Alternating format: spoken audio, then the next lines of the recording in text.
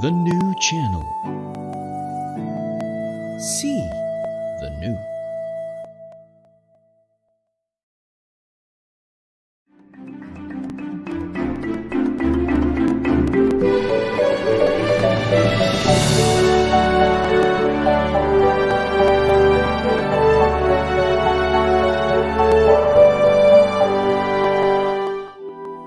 The new channel. See the new.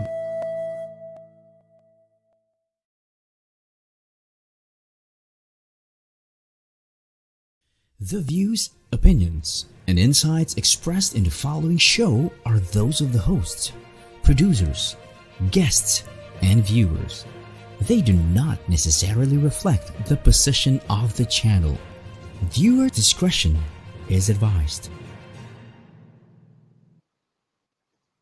Hello and welcome to the new channel, your daily source of live stream inspiration. My name is Carmine Ortega, and this is U-Turn.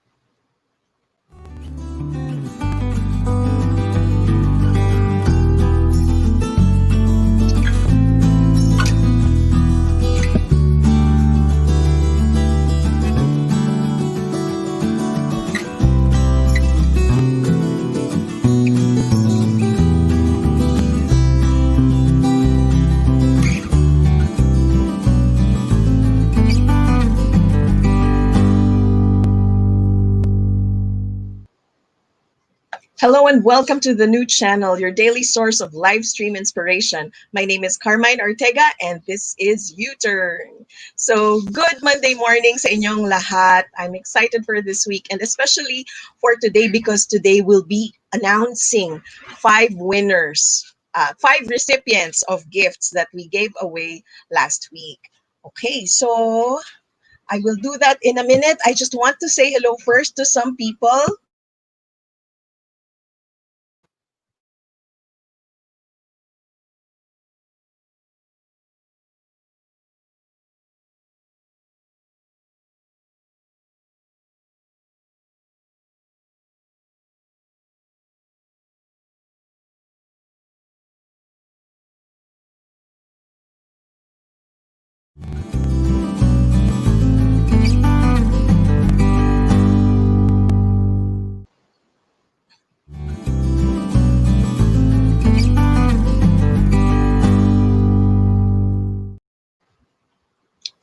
Good Monday morning sa inyong lahat. Hindi nyo ako nadinig kanina, pasensya na. So here I am welcoming you again to the show. Today is a Monday morning. We are excited for this week because again, we have guests lined up and they are very interesting guests with very interesting stories to tell. So ayan. And today, especially, I'm excited because we will be announcing recipients of our gifts from last episode. Ayan. I'll do that shortly. Right now, I just want to say hello to our viewers who are really excited. Sina Susan, Mangalindan, Chantal, Myvel, Hides, Jackie, Karen, Jack, and Concepcion. We also have Dre, Fabelia. Where are you guys watching from? Please let us know. Okay.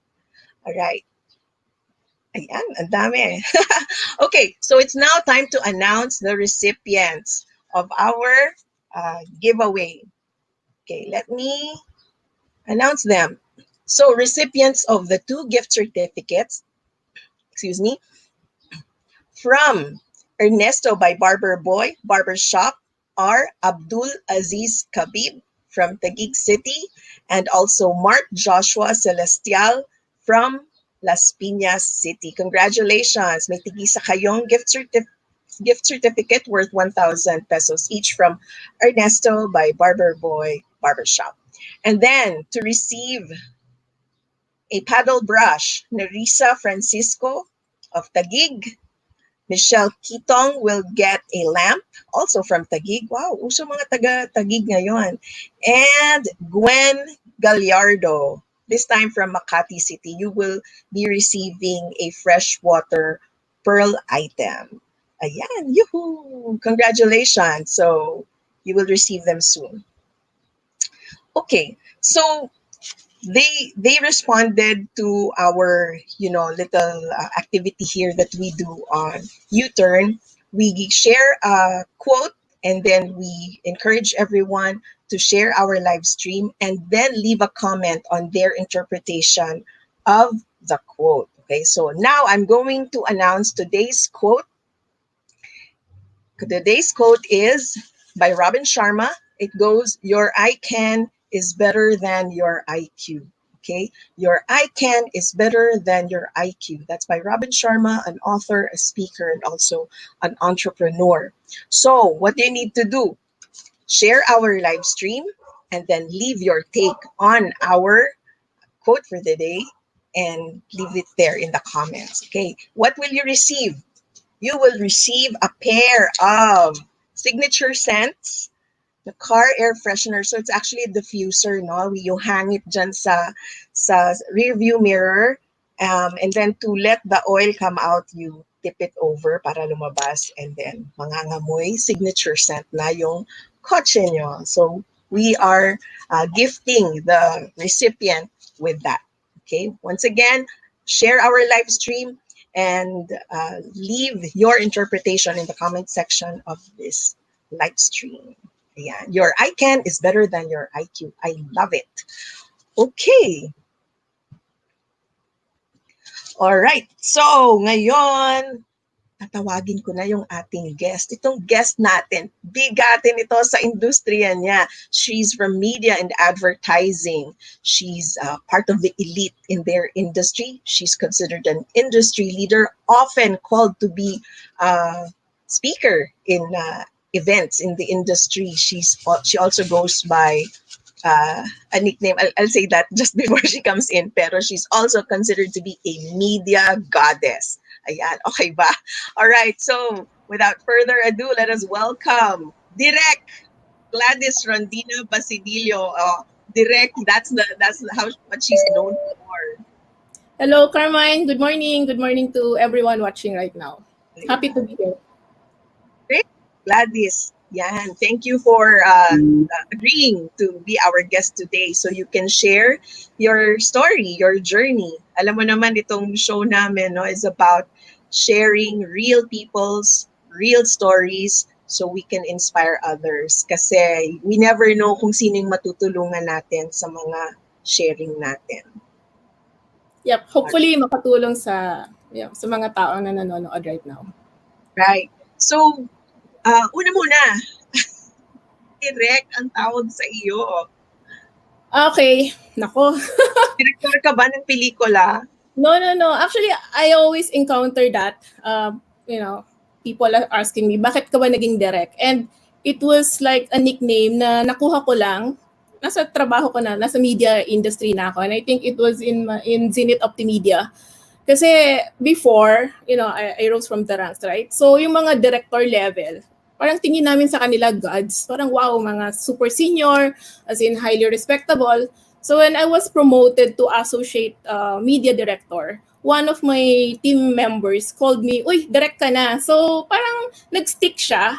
And then it so happened also at that time, my ex-husband, which we are friends naman right now, moved to directing. So nagde-direct siya ng concerts. So parang dahil tinutokso rin nila ako na gano'n, they call me na rin direct. So pinabayaan ko na siya and I actually like it.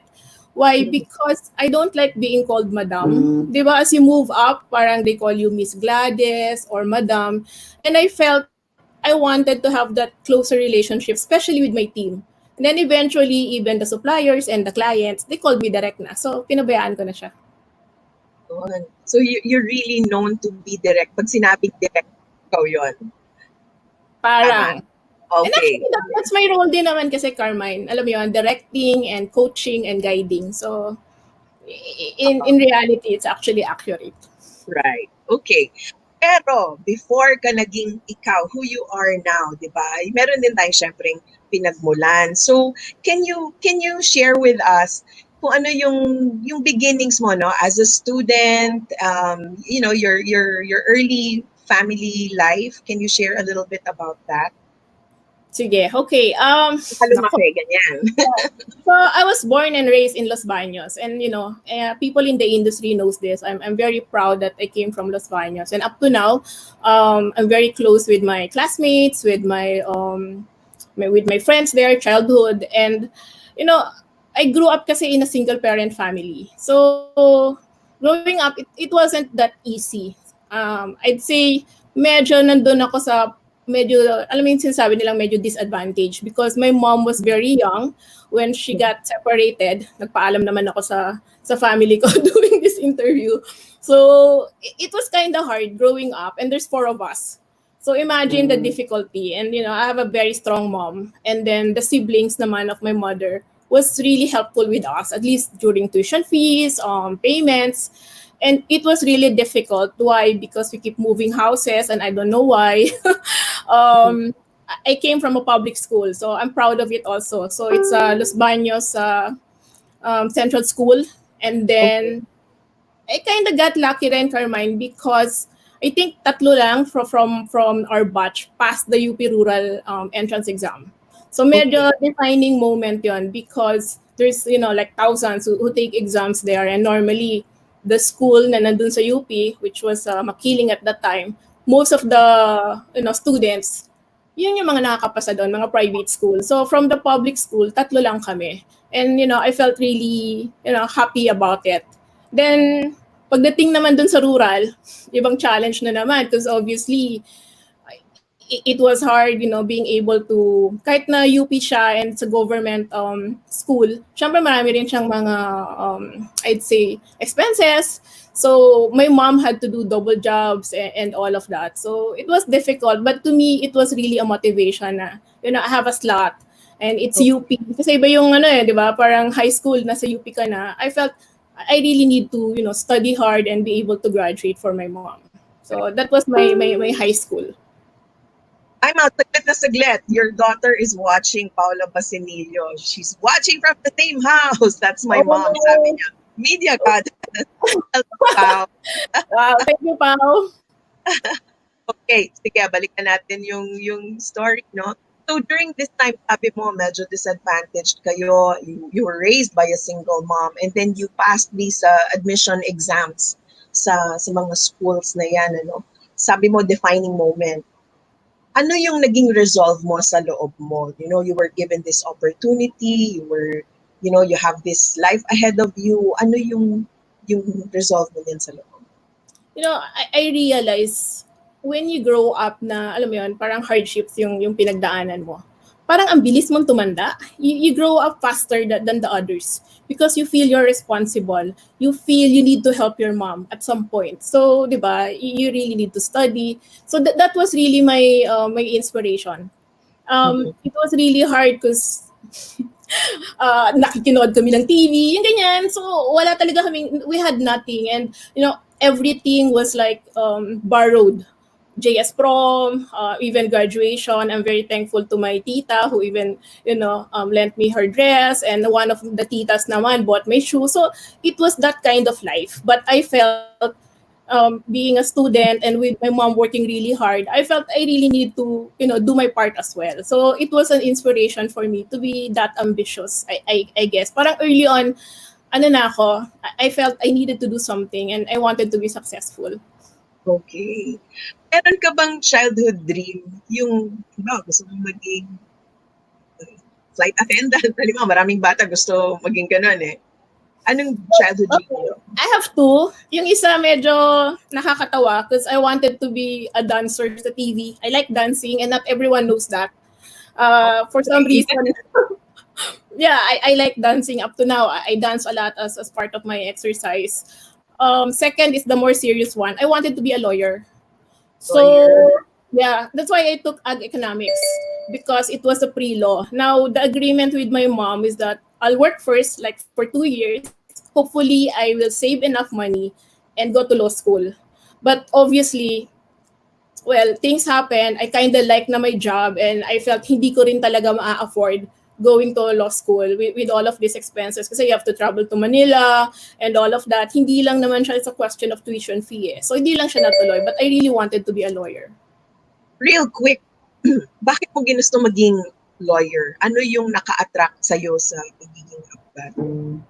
Siguro I have this mentality of trying to save people or help people because I felt I was hearing a lot of stories kasi where I grew up then it's an environment na marami rin na disadvantage if you call it, na parang to me hindi equal yung opportunities, and then normally disadvantage talaga pag wala kang pera. And I felt I wanted to be a lawyer. Siguro may ganun talaga ako. Meron akong not naman a rebel attitude, but an attitude to really fight for what you think is right, fight for people you believe in, parang ganyan.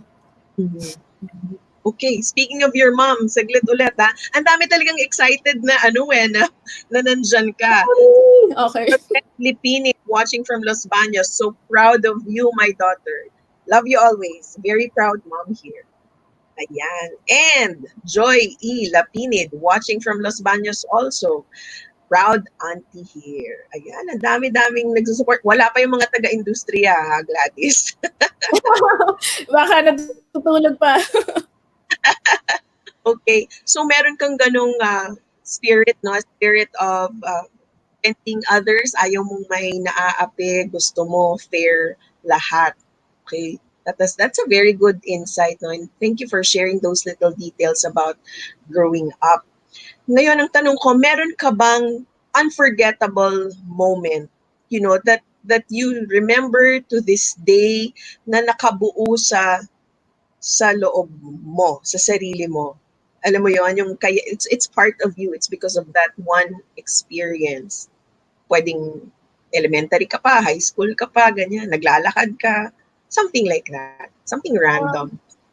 Sige, random. Actually, marami. Pero I was in rural. So, high school na to. And if my schoolmates are watching, alaskado ako nito later. So, meron kaming nagawang kalokohan. With my friends. Alam mo naman minsan pag high school di ba?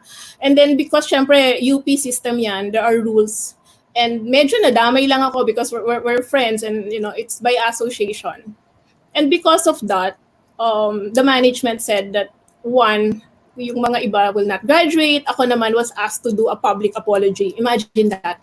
Wala, may ginawa kang mali Then to me, I felt, ayoko na lang, di na lang magmamarcha because it was the penalty I did because of that, di ba? Finals kasi yan But my mom wanted me to graduate. Parang siya yung, I saw kung gaano siya katapang. As in, she went to the principal, she went to everyone and said, no, that this cannot be because she's just, nadami lang siya and all that. And then sabi ko, Mom, I don't want to graduate na. Bayaan mo na lang sila. Baka maiyak ako. But she really wanted me to march. And I felt I had to do it for her. So binilhan pa niya ako ng bagong blouse. And I did my public apology. And I learned from that. Diba? We need to be careful also. While we felt na sometimes we're careless, we do things. And when there's something na ginawa mong mali, kailangan mo talagang kailangan mo siyang pagsisihan and you need to own up to it. So I did the public apology. After that, I felt really good kasi I was able to say sorry to the whole batch.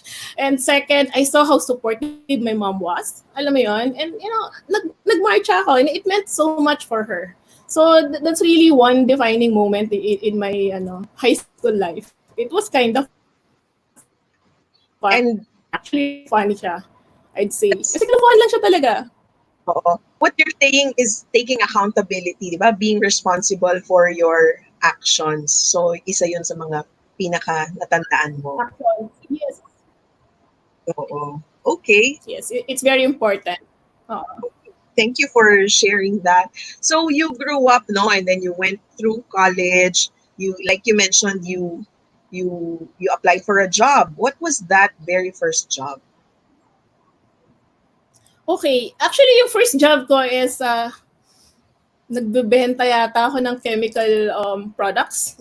Wala. I wanted to go to Makati. Ganun lang kasimple. I said, Mom, I'll apply in Makati. And then he said, bakit hindi ka na lang dito sa Los Baños? I mean, you can go to UP and, get a job. And I said, hindi Parang I felt the action is really in the city. So it's typical of a prom D, I'd say. I mean, in the 90s, yun pa nun So apply ako.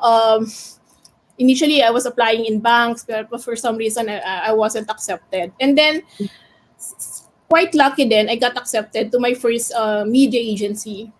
So that was Aspak and Gray, and that was also a very funny experience in a way because when I was applying, there's three of us like applicants, and one is from Ateneo, one is from Lazal. Hindi naman to contest ng school, but it's more of my background is not advertising. The background of those two other applicants were advertising. So my boss, and I will never forget him, sabi niya sa akin, oh, why will I accept you? And the other two, they're advertising graduates. And I can really remember saying, and I was 19 at that time. I graduated quite young. I told him, you need to accept me, one, because I learn fast and, I'll do my best. And thirdly, sabi ko sa kanya, sir, wala na akong pamasahe. Nahirapan na ako lumawas. Ako na lang tanggapin mo. I said that. And in a way, up to now, we're very good friends. In fact, I always consult with him. And he said, alam mo, your answer that time really got me. Kasi pagdating naman daw sa exam, I was like, I think I was the top also. But he said, hindi niya daw nakalimutan yung sinabi ko that I was really that honest. I was really that, I guess, I don't want to call it desperate, but I really wanted the job and I got it. Right. So that was my first break as a media assistant. Oh. That's my takeaway also, no, from your response na you need to give me the job because akong pamasahe. I appreciate the candor, the candidness there, at saka yung fearless ka, wala kang takot na ano ngayon kung malaman niya yun. So you got the job. Congratulations. Okay. So you were a media assistant, di ba? That was the very first position here dito sa industriya na ito. And how long were you in that position? Actually, less than 6 months. So, initially, nagtatatak lang ako ng mga billing invoices. In media kasi we have so much transaction. So, ganyan kakapal. So, parang half day lang. That's what I do. Ang sakit ng ano ko. And then, umiyak ako sa cubicle ko and I said, oh my gosh, I'm a UP graduate and this is my job. But, on the hindsight, doon ko na-realize na, kasi sa morning, taga-tatak ka, but in the afternoon, you analyze the billings. And I was taught. Doon ko na-realize gano'n ka-importante pala yon as a first step. And it was explained to me by my boss. So after 6 months, I became a media buyer. So that was pretty quick naman. Pero the point is, I didn't give up, di ba? Dahil kahit ganun lang yung work ko, parang I felt, sige, I'm up for the challenge because I really like advertising. Parang may siya sa akin, may hook siya sa akin that time. So, but you didn't know this. You didn't know that you liked advertising before your first job, di ba? Parang you just not fell in love with the job. Na-sinerte lang ako that I got that job and then later on, dun ko na siya nakita, oh my gosh, this is very exciting. Nagustuhan ko siya talaga. I felt it's really something na pwede ko na siyang i-pursue as a career.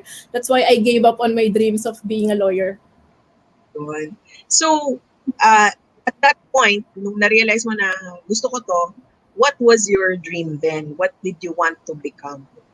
Long-term goal mo? Well, that time kasi nagkataon, my boss was like that most terror boss in our industry. And wala siyang Facebook, so pwede ko siya ikwento rito. So Louis Regascion is highly respectable, but he's very strict. As in, he's very strict. Talagang may mga secretaries nagre-resign after half day or maraming nagre-resign kasi very impatient siya.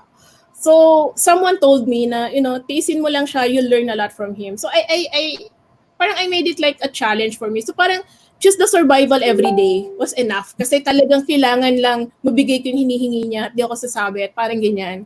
Then later on, I realized na, wow, I'm so lucky. I report directly to someone like him. So, ganun ko siya inisip. Hindi ko inisip na impatient siya, na lagi siyang galit. Then after, a year, nasasagot ko na siya. Well, obviously with respect naman. Kumbaga nakaka-level up na ako sa kanya. Initially kasi I was committing mistakes left and right. As in literal, it's being thrown out, the papers and all. Tapos pinupulot ko siya. So, you, when you were at that job, yung the media assistant and media buyer, at that point, was your goal just to get to the next level and then to the next level? O meron ka talagang, gusto ko maging head ng isang ahensya? Not yet. I was just, happy enough that I have a job. Yes, moving to the next level was my ambition. I didn't even think na magiging director ako or magiging GM or even CEO. Parang I was happy enough that I moved to, a media planner and then a senior planner. Parang one step at a time, hindi ko siya inisip na isang buong diretso. Because at that time, I was really young. I felt the directors are really like, wow, parang gods sila sa akin noon eh. Parang, uy, ang gagaling naman itong mga to. Parang ang layo nila. Pero hindi ko siya naisip agad. I was really, doing my thing, parang one task at a time. So you really just wanted to keep the job, to stay there. You like that world. Yes, You like yes. that business. And learning a lot. Kasi syempre yung skill set I didn't want na parang doing it day by day. I wanted to excel. So I was really learning it. I mean, even if I skip lunch, I'll do that. Pag meron ako hindi naintindihan, I ask questions. I research. I talk to people. That's your nature. Even as a student, you were like that. You like to learn. You talk to people. Ganun talaga ang nature. Yes, kasi parang I kind of feel insecure if they're talking of something that I don't know or I don't understand. Because in my head, if this is my job, then I have to be good at it. And, knowledge is power eh. Maybe that's the term. I feel insecure if there's something I don't know. So, I'll look for it. Okay. All right. So, teka ha, may mga babatiin tayong mga tao. Dami nila, dumadami. So, from your daming Lapinid, they're your relatives, no? Kathy Lapinid. Yeah, they're from US. Ayan, maraming nanood from the US. L.A. Rondina-Basinillo, my idol, tita, Ninang. Kathy Lapinid, way to go, Ate Gladys. Very proud of you. From your Lapinid family, from Buena Park, California. Go direct from Joyce Rivera. Gwen Rondina Caparas. Your sister. June They're all C. here. Ayan, nakakatuwa naman. All right, so I have a question for you, but we will answer it when we get back from break. So my question ng pag-angat mo dyan sa industriya yan. Okay, so ladies and gentlemen, Gladys Rondina-Basinillo will answer that question after we come back.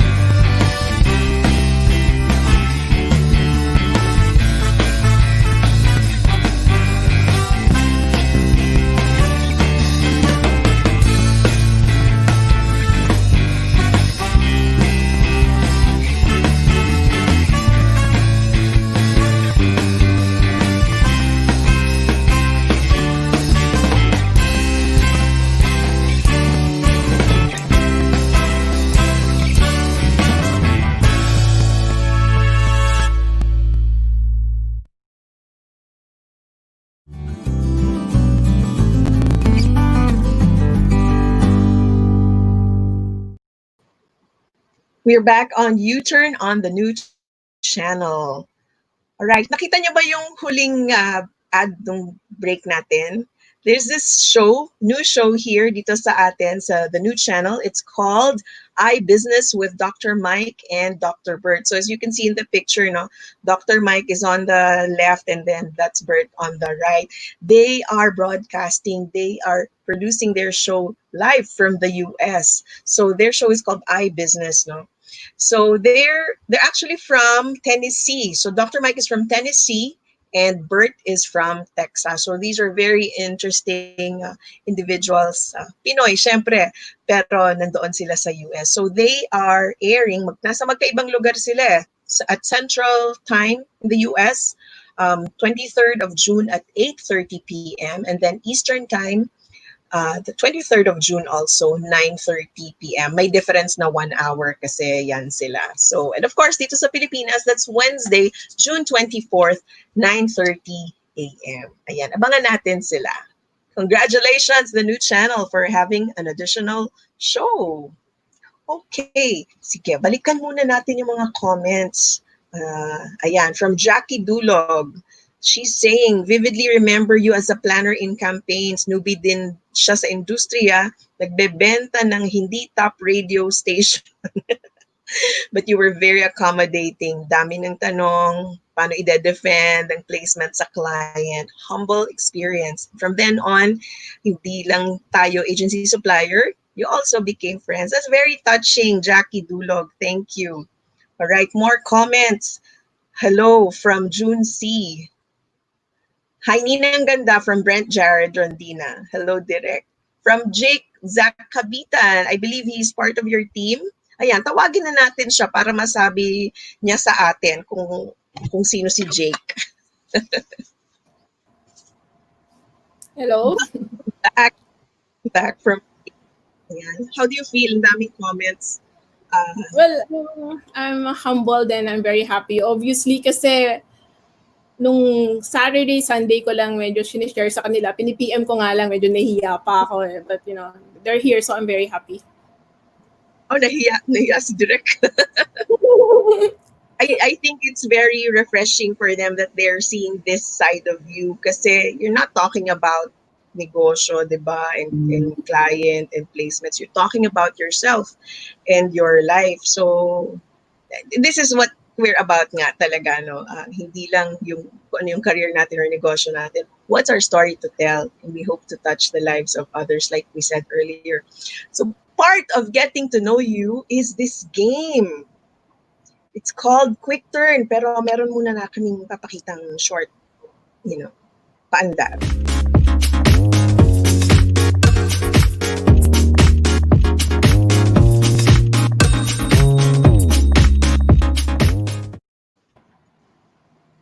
Ayan. Okay. What's it gonna be, diba? Quick turn, what's it gonna be? So the mechanics are simple. I will say random words or phrases. These can be items or things or flavors of food, ganyan. And then you'll just say whether you like them, you don't like, or you super like. So say right turn if you like, Okay. left turn if you don't like, U-turn if you super like. Okay.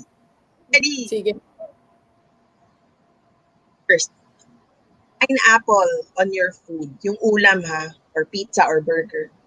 Left turn. Vanilla flavored ice cream. Left turn. Bakuna blouse. Alam mo yun? Bakuna blouse. Like. Okay. So, right turn. Billiards. Left. I never learned. Margaritas. Like. Right turn. Okay. One of my favorites. Yep. Blackberry. Like. That's okay. Leggings. Left. I'm not into leggings. Aisle seat sa aeroplano. Like. Okay. Hiking. Sorry? Hiking. Hiking. Like. Oh. Book Mm, like, Okay. Thank you for playing. Okay. So kanina before we went on break, the question was, what's your secret? How come you always made it to the next level, to the next level? Ano yung ang galing eh kasi yun yung talaga yung trending mo, no? Pataas talaga. What was your secret? I guess number one, and it's cliche to everyone, but it's very important. You have to love your job. Because if you love your job, you want to do well. As in, if there's an expectation from you, from your client, from your bosses, you always want to top it up. Eh. Parang you're not contented on what's expected from you, so you always try to learn and do your best. So love your job, focus, never-ending learning, being very open, and I guess you have to be brave also because I notice with some people I work with, minsan they have the best ideas eh. They don't speak up.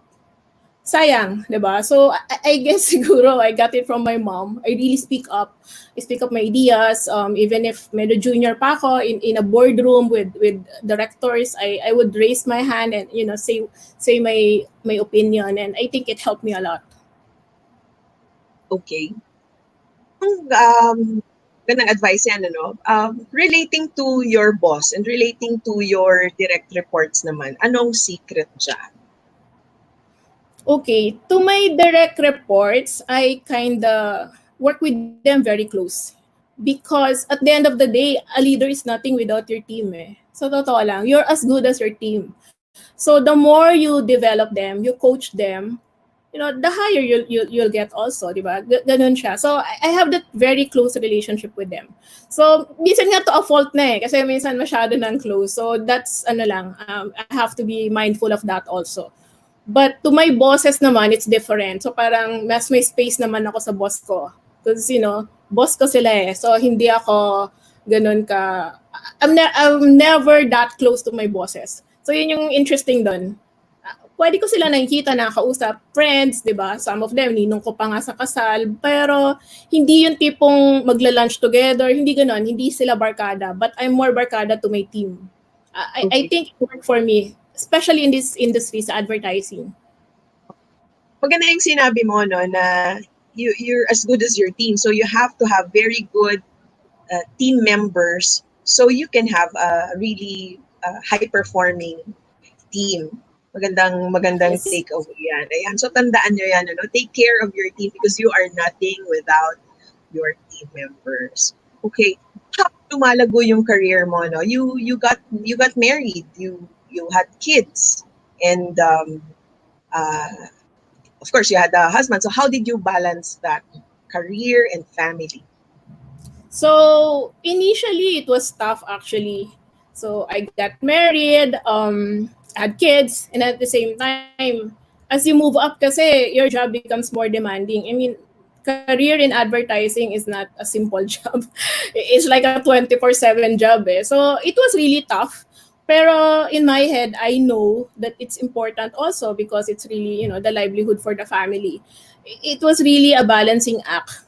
But I got a lot of help from my siblings kasi. So even at that point in time that I got separated already, it was really my sister who, helped me take care of my kids. So it's very important that you have your support system, whatever you do and whatever is your, parang milestones and decisions in life. Kasi no one can do it alone eh. So if you want to excel in something and you want to put a lot of energy and time, may maiiwan ka eh. Well, I don't want to say maiiwan, pero meron magiging kulang.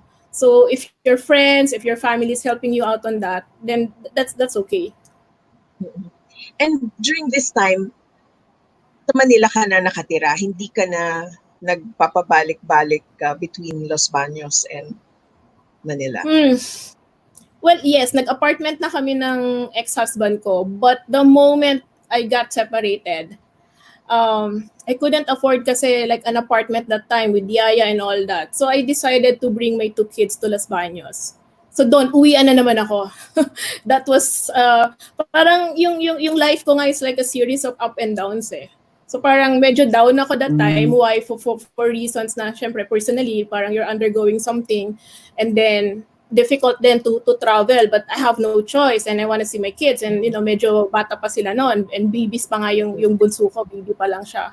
So that was difficult, pero hindi rin ako nasiraan ng loob because I felt I needed to do it. Again, taking accountability to my decision na to separate with my ex-husband.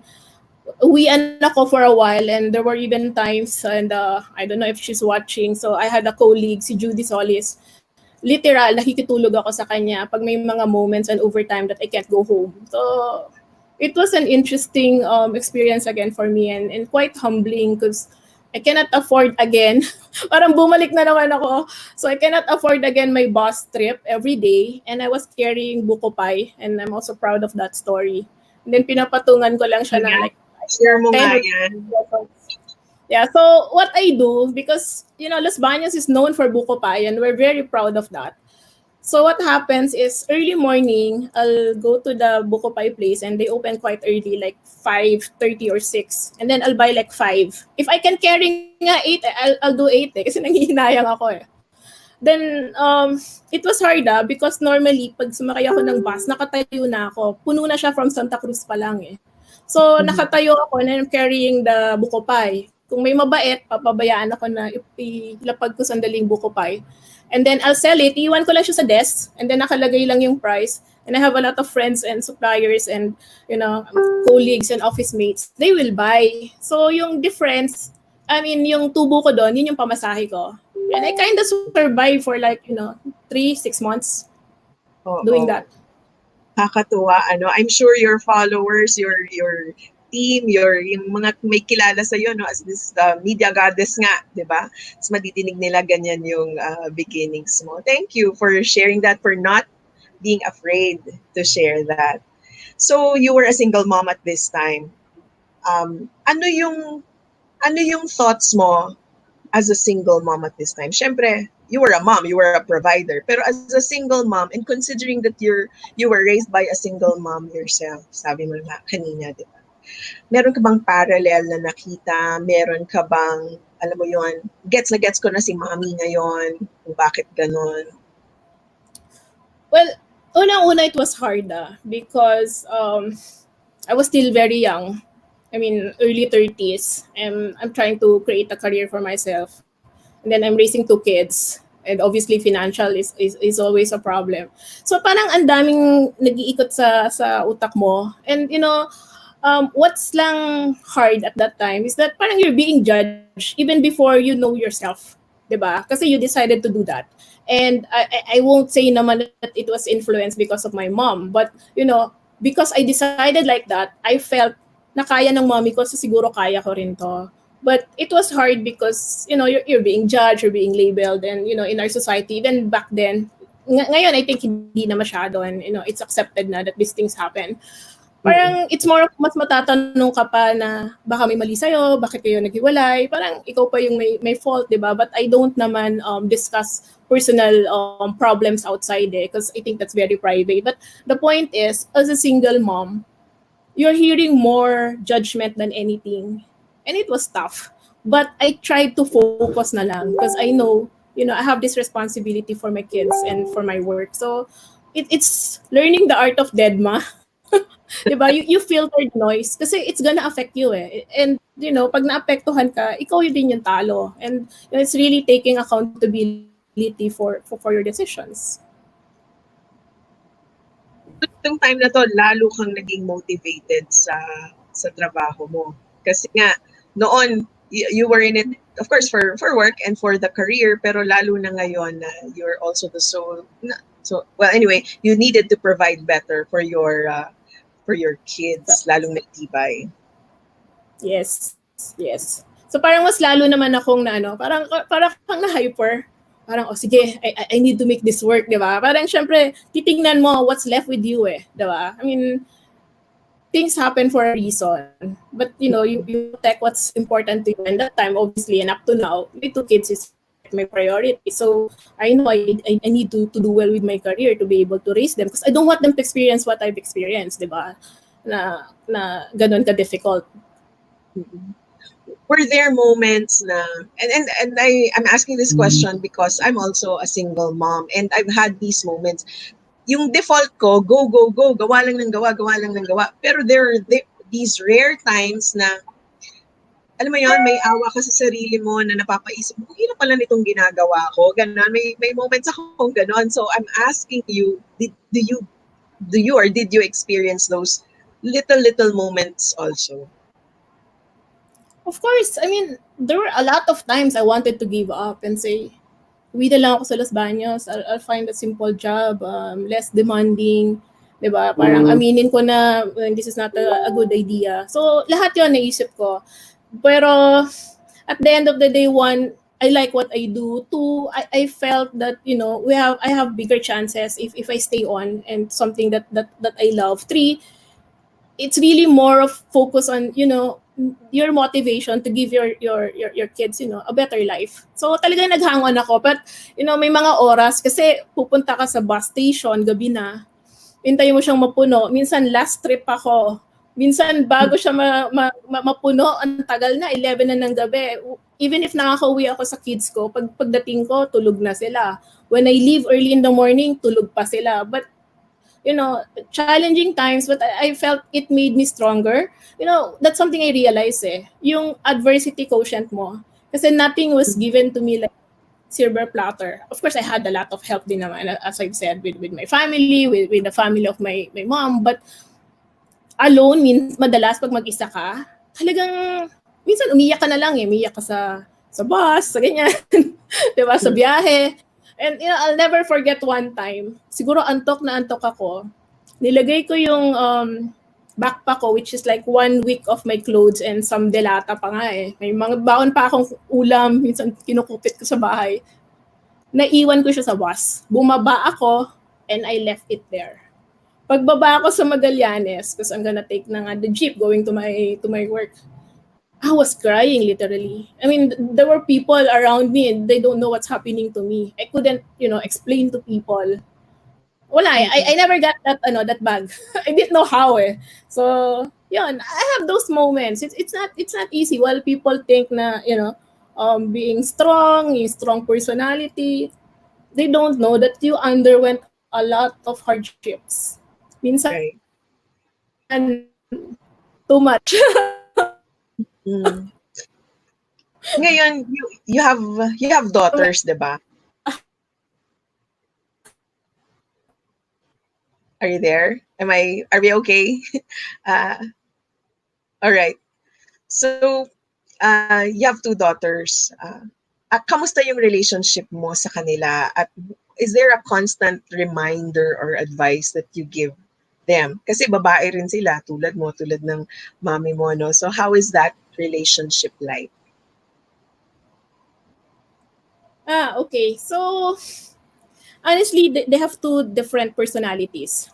Sobra silang extremes. But what I'm very thankful is they're like best friends. To a point na besties talaga sila na parang they have their own world. It's more of me, parang, uy, pasali naman dyan. That I'm very thankful. So, I think my relationship with them is more of like friends. Parang kagaya din sa mami ko. If there's an advantage of a single parent, setup, I'd say it's that.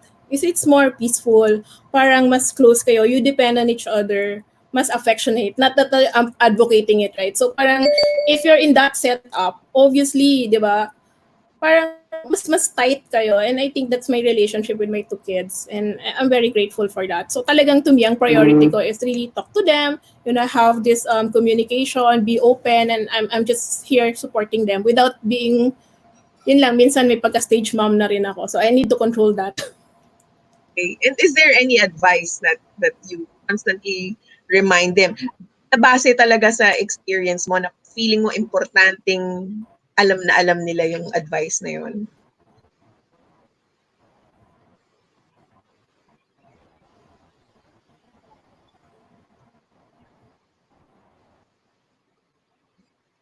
All right. Gladys, hang in there. Babalikan natin yung tanong, ano?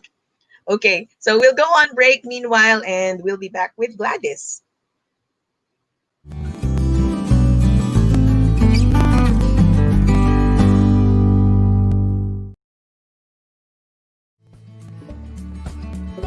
rise as one. Leave the pain behind. For the future is bright. Know that we are here to help you rise again. The new channel. See the new.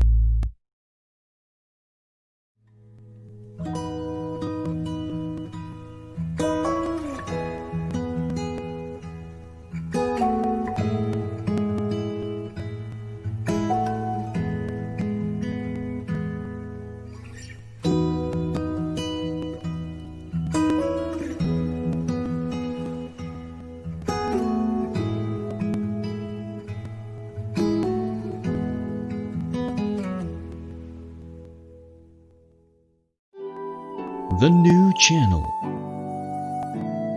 See the new.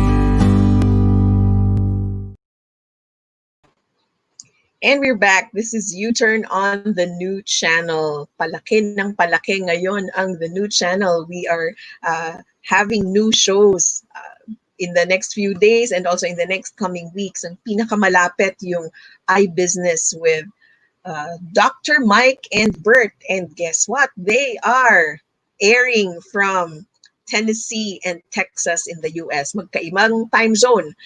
So the live premiere is on Tuesday, the 23rd, Central Time, 8:30 p.m. Okay, and on Eastern Time, katumbas nun is 9:30 p.m. And of course, here in the Philippines, advanced tayo, Wednesday, yan sa atin, 24th of June at 9:30 a.m. Yan, Dr. Mike and Bert, very interesting personalities. Okay, balikan natin ang maraming supporters ng ating guests. So, from Bianca Pascal, hi Direk. Edith Ibanez, hi Glad, so proud of you, congratulations.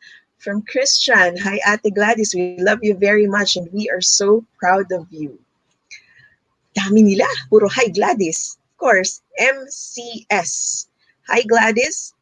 Vimiel Magdirila is saying, hello Auntie Gladys, watching from Cali with Lisette. So I guess mga pamangkin mo ito.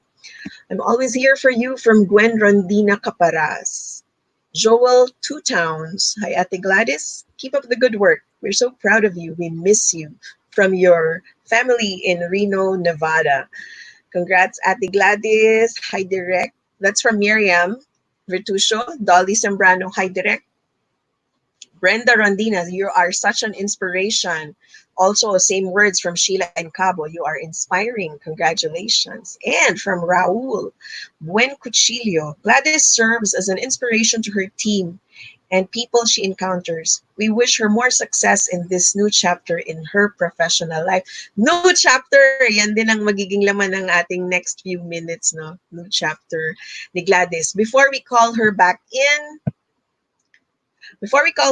I would just like to remind everyone, okay? Remember our quote for today. It goes, your I can is better than your IQ. That's by Robin Sharma. Your I can is better than your IQ.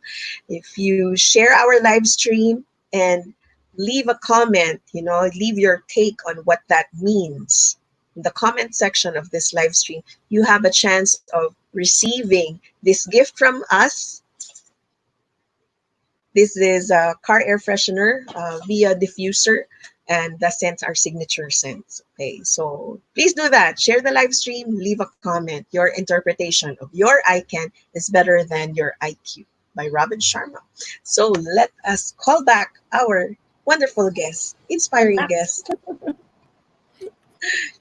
All right, so I continue to thank you for being here kasi nakaka-inspire yung story mo, no? Given your background, your growing up years, the little stories that you told us about, life, how you lived your life before. Nakakatuwa nga naman. So my question was, is there one piece of advice na ipinagdidikdik mo sa iyong kids? Well, I always tell them that, it's important that you treat people fairly, regardless of, their status in life, regardless of relationship, because that's very important. And obviously faith to God. And be themselves. I want them to be encouraged na talagang i-discover nila what they want in life. And regardless of which direction they will take, I will always support them. Actually, yun lang. Very simple. Kasi at the end of the day, as parents, di ba, we try to overdo things. But at the end of the day, they will create their own lives. So we can just advise and give them, guidance. Totoo. I agree. And I have daughters of my own. Okay. So thank you for sharing that. Ngayon, Gladys, direct, we have a photo album of you that we would like to, for you to talk about a little bit. Just a few photos. Share with us when that was, what happened, kung nakakatawa, ganyan. Okay, let us see the first photo. Ano yan? Nag-talk ka ba niyan? Yan yung mga events that, I kind of created. Kumbaga, I'm quite known for these big events, for music marketing.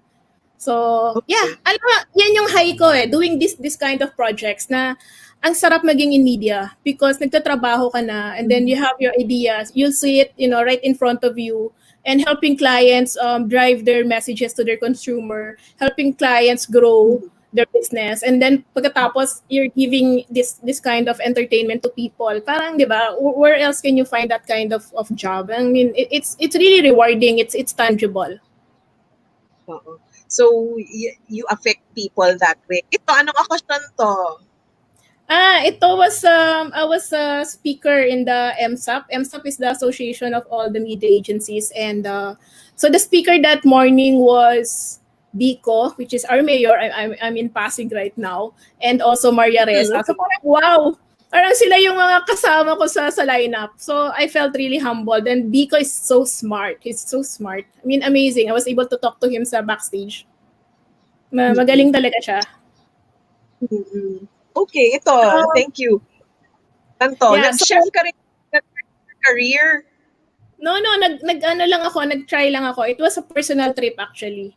I was actually alone. So, yun pa yung isang side ko. Sometimes, it can get overwhelming and sometimes there are issues and conflicts and whatever. Of course, nothing deliberate to anyone, but pag kailangan ko ng break when it comes overwhelming, I try to travel. And then, mas gusto ko yung nagta-travel minsan alone. So, kaya ko rin magbiyahe mag-isa. So, this part, within sa hotel, they have this parang, meron kang half day from the time na mamamalengke ka to, actual cooking and then they will serve you the food. So, that was quite an experience. Hindi kasi ako nagluluto talaga eh. I just tried it. My kids are better cooks than me. Like traveling. Oh, ito, travel rin yata ito eh. Ganda ng post, oh. Facebook to, no? So, this was the Joy Ultra pahabaan ng plato. So, we launched the best ever Joy Ultra. So, what's interesting about this is that nung first time na ginawa to with Michael V, as in the 90s, late 1999, 98, nandun na ako sa Tacloban. Naglatag na kami ng plato. So last year, ang naging parang briefing ng client, babalik tayo sa Tacloban, pero doble na yung tawag dito, yung haba ng plato. Yes. So that was really special to me kasi planner lang ako noon eh, the first time we did it. And obviously, the brand became really big. Launch lang nila that time, bagong-bago lang dito ang Joy Ultra. Now, they're really a big brand. And, I'm heading this project when we came back to Tacloban. Diba? I mean, it's such an interesting, exciting job to sa totoo lang. Okay. Oh, that's my mom. So, I think this was like New Year, nag-launch kami. Mahilig din ako mag-selfie eh. Diba? Ganda ng mami ko. Mas maganda siya sa akin. Oh, how is she now? How is your relationship now? We're okay. We remain very close. Actually, siya yung number one source of strength ko eh. If I have doubts, if I have problems, issues, and all that, I talk to her. And then she will give me her opinion. She's very smart. As in, ko siya, light peg ko siya, idol. So, we're good. Minsan, madalas din kami nag-uusap. Yep. At to hear that. Ito, what was this event? Matagal na yata to. I'm always part of their lineup. I don't know why also. But, they invite me as the media representative. So, normally kasi iba-ibang companies or platforms yung represented in this kind of talk. So, obviously, you give yung point of view mo, mga trends, forecasts, kasi a lot of clients, especially the young ones, sila yung mga uma-attend ng gantong topic. Actually, meron na naman, July 2. So, pa-plug ko. I'm the moderator there. July 2 yung next nito. Ayun. Ang alam mo, napuna ko dyan sa yung huling picture na yun, na ikaw lang yung babae. Do you even notice those things or not? No, madalas. Kasi actually, I had an experience. I traveled for a conference and then La Madrid. Okay, so nagkaroon kami ng picture doon mismo sa, 'di ba, very famous doon ng football in the stadium. 100 kami doon. So I noticed in that picture, I'm so proud kasi puro CEOs yan eh. I mean, I was in Canada at the time. So CEOs of, everywhere. I've noticed, 3 lang babae, 300 5 lang ang Asian. Parang, wow. Diba? You get that kind of experience. Diba? Parang makes you proud. I represent the Philippines, diba? Kasi, madalas, okay din naman, marami din namang expats sa industry namin and, iba rin talaga yung galing nila. But for you to be able to compete at that stage, at that level, it's really interesting. And yes, I always get that. Madalas, ako lang yung babae sa room or ako lang yung babae sa boardroom. But it doesn't, I mean, nung una, medyo nailang pa ako. But, you reach at some stage, maybe maturity or, wisdom. And to me, kasi ang like ko lang iniisip, Carmine, lalo na media to eh. If this is the topic, media to eh. So parang dapat alam ko to. So, yun, that gives me confidence. So doon ako, kaya hindi ako ma-intimidate.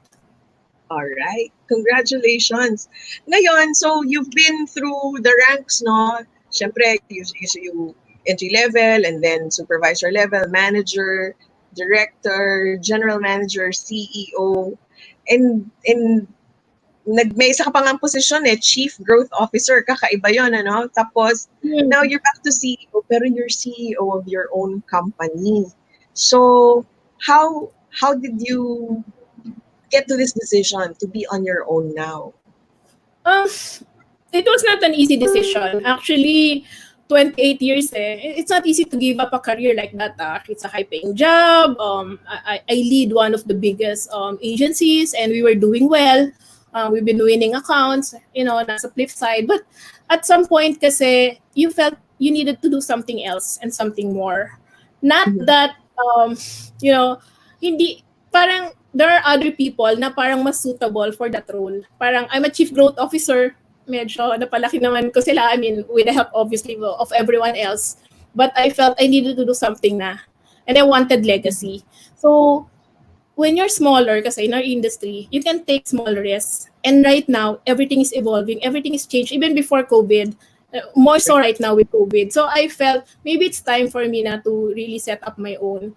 Well, lakas ng loob, but because there are few very talented people who's joining me, then it gave me more confidence to really do it. Parang at this point, parang ako naman and really thinking of the future of my kids and a bit of slowdown then in a way because right now I can more or less control my time and my load and all of that. Right. May nagpapatanong, what made you fall in love with the advertising industry? Kasi hindi siya madaling industriya. Hmm. Yeah. Actually, tinatanong ko rin yung sarili ko. But I guess, as you said kanina, it's very dynamic. You learn so much. Two, it's tangible. Parang yung naiisip mo, yung ideas mo, makikita mo siya being implemented. It's on TV. I like it when it's scalable. You affect people also. Sometimes you help people also because yung clients kasi they're looking for leadership eh. Parang, saan kami rightful mag-invest? And then marami rin naman na sectors in our society that needed help, whether that's music, sports. So parang imagine if you can connect that, if you can find the right intersections, di ba? So plugging. And, I also believe in OPM. I advocate a lot. So very powerful in a way, the role. And you can do so much. So, yun, siguro yun yung pinaka number one, ko, being, in love with media. It's really the learnings, it's being rewarding and all of that. Mahirap siyang sabihin in one sentence eh. It's just a lot. The excitement and the challenge, I guess I'm very competitive as well. So I kind of like it also. At kayo, match kayo yung personality mo, match sa industry. Sige. Okay. So, do you have any advice for anyone who wants to move up in their career kahit hindi sila taga-advertising and media, no? What advice can you give? I guess one would be resiliency. Kasi sometimes talaga bad breaks happen eh. Whether, you don't like your teammates, you don't like your client or anything. I mean, these things happen. Pero you just have to stick with it, di ba? Yung grit is very important, especially if you really love your job. I think very important is your moral compass. Kasi, knowing what's right and wrong. Kasi it will guide you in your decisions eh. That's very important also. And three would be, yung the why. What's your purpose talaga in life, di ba? Kasi if, at some point, 5 years ka na sa job mo and you still feel confused, you don't find the fit, whether it's the work itself or the environment, then you have to move out. As in, find the place na talagang magbo-bloom ka because, that's something that you really like doing. Otherwise, you won't be effective at all. I mean, no matter how hard you try, parang sabi nga nila, don't give something that you don't have because it's not I gonna work. agree. Definitely, I agree with that. Okay, ngayon, we'll give you the opportunity to promote any websites or any Facebook pages. Actually, we're still developing it because we've just launched actually. Internal launch pa nga lang. We haven't launched it in the industry and we have a bit of reservation to launch during this time. But at the right time, I will announce it. But officially, yes, I can announce that we have a new agency. It's called Intersections Communications Inc. Would like to position ourselves more of a creative media, and meaning we're beyond just the media placements and strategy. It's really connecting the dots. And at the right time, together with TNC, we will also share with you our promotional materials. So watch out na lang kayo. Thank you very much, Media Goddess Gladys Rondina-Basinillo, also called Direct. No? Thank you so much for sharing this time with us. I'm sure you've inspired many of our viewers and your followers na mga taga-industriya. Are you directing any upcoming events? Well, on Thursday, and this is for my friend, good friend, Bobby. So there's this GMM on Thursday. So I will be one of the panelists. Please watch out for that. It's all about consumer experience. I think it's a very interesting topic right now, especially with COVID. Second would be the media outlook, which is July 2 naman. Mhm. Around same time din siya, 12 noon. So yun, watch out for that. I'll be there for both events. All right, and we'll get the details from you. We will leave them also in the live stream comments Okay. so people can follow. Right? Thank you. Okay. All right. Thank you so much, Gladys Rondina Basinillo. Very high energy, very insightful interview with you, and I'm glad to know you better now. I'm sure the viewers are also happy to know you and your story. Thank you. Ayan. Thank you also for having me. I mean, I'm so grateful, and Apple is a friend, and it's nice knowing you also. I think we have a lot of common, and honestly, I also wanted to do this to say thank you to, especially to my mom, and I don't know if I'll have another chance like this, and she's been like my foundation and everything that happened to me. Obviously, my kids were being very supportive, and my family, and especially mga kapatid din ng mommy ko, kasi if not for them, I mean, I won't be here. So thank you. And also my friends in the industry, they've been very supportive. So I like it. And sorry, Carmine, last na. Go Yun ahead. pa pala, if you're really ambitious enough, you can define your future eh. Because nung bago lang yung Instagram, I was like 32 years old. I was just a manager. Talagang nilagay ko media goddess. Tapos nakalagay taken na. So nilagay ko media goddess PH. And yung iba na mga like office mates, and parang tumataas kilay nila. Bakit yun yung username ko? But right now, I think I've proven that, I kind of earned that Instagram username. So it's all about really finding your why and being very objective and being very courageous in what you want to do in life. So that's really my parting advice to everyone. Tama yan. Claim it. Naniniwala ako dyan. And that's a whole topic altogether. So congratulations on your Thank success, on you. your continued success, Gladys. We'll talk to you again. Thank you. Thank you. All right. So, yan po, mga kaibigan, Miss Gladys Rondina-Basinillo, media goddess, also called Direct in the industry. But really, she's high up there. She's part of the elite. She's an industry leader. Thank you very much for sharing your time with us and for the inspiration that you shared. Ayan. Ang dami pa rin supporters ni Gladys. Advance happy birthday! Advance happy birthday! Joey Tan continues to leave comments, and also Karen Rodina. Yeah, advance happy birthday and congratulations from Myvel para kay Coco. All right. So, napakaganda ng ating July 4th ang kanyang birthday. So, advance happy birthday to you. And again, more power to you and your team. All right. So once again, I remind everyone, to share the live stream on your wall and then leave a comment on our quote for the day, which goes, "Your I can is better than your IQ" by Robin Sharma. Leave your take on it in the comment section. Okay. And then you can get a gift from us. All right. So once again, I'd like to promote our live stream upcoming new premiere for iBusiness. This is the world premiere of iBusiness with Dr. Mike and Bert. They are airing from Tennessee and Texas. So schedule is Central Time in the US, Tuesday, June 23, 8:30 p.m. Eastern Time on Tuesday also, June 23 at 9:30 p.m. And of course, in the Philippines, that is on the 24th June, 9:30 in the morning. Abangan niyo po yan. Excited po kami sila. We also have the world premiere. Ang dami, di ba? The world premiere live from Parañaque, our Parañaque studio, hosted by our dear Sir Jesse Mr. Jesse Rebusillo. It's called HR Hotline with Jesse Rebusillo. He has been a HR practitioner for a long, long time. That's a major part of his career. Currently, he's also the president of the Philippine Association of Professional Speakers. So once again, HR Hotline with Jesse Rebustillo. It premieres on June 23rd, Tuesday. Well, it premiered on June.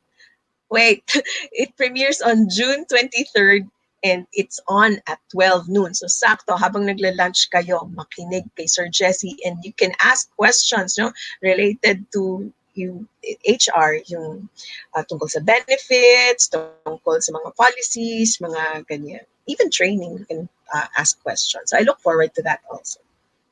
That's tomorrow, actually. Okay, so thank you very much, everyone. This has been a very fruitful morning. I love this session. I love our guests. I love all our guests. So maraming salamat sa pagsubaybay, sa pakikinig. I'll see you again on Thursday. That's our next episode. Remember, U-Turn on the new channel airs Mondays and Thursdays at 11 a.m. to 12 noon. And we're all about real stories of real people for inspiration. So I'll see you again. Thank you.